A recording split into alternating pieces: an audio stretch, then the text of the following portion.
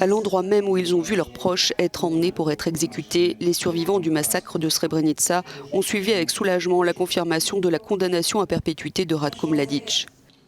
Jugé à La Haye, l'ancien commandant militaire des Serbes de Bosnie a définitivement été condamné pour génocide, crime contre l'humanité et crime de guerre commis pendant la guerre de Bosnie de 1992 à 1995. Nous, les mères de Srebrenica, devons être heureuses parce que c'est une condamnation à vie. Il doit être en prison pour le reste de sa vie, tout comme je dois être seule pour le reste de ma vie, en attendant de rejoindre mon fils, mon mari, mon frère et beaucoup d'autres êtres chers qui sont au ciel.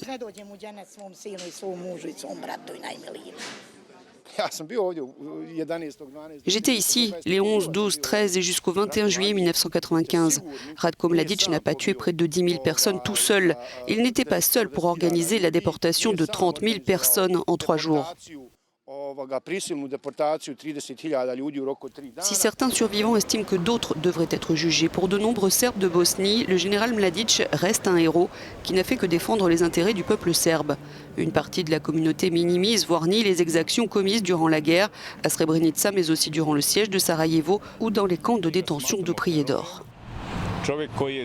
Nous pensons que c'est un héros, un homme qui a vraiment fait ce qu'il devait faire à un moment donné. C'était un soldat, un officier de son peuple, de son armée. Il a défendu son peuple. Il a fait tout ce qu'il pouvait faire au maximum. Seule l'histoire sera juge. Il aurait dû être acquitté, c'est ce qu'il méritait. Ce n'est pas bon, c'est un verdict d'un tribunal politique.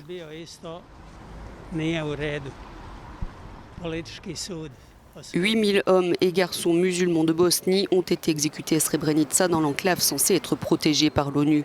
Leurs corps ont ensuite été jetés dans des fosses communes.